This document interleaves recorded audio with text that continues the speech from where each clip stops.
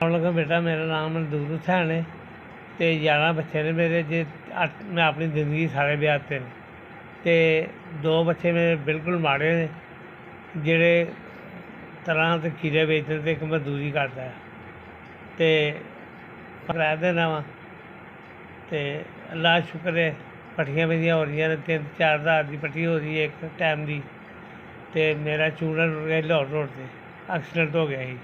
तो 11-22 वाले मैं लै गए हैं तो उन्होंने मैंने जवाब देता फिर न्यू हस्पताल भेजता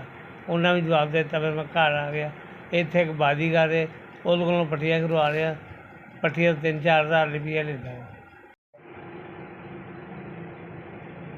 मैनू बेटा थोड़े वालों 6,000 रुपया मिले मेरिया 2 पट्टियां हो जाएंगियां मेरे साथ सौखा हो जाएगा थोड़ा जहा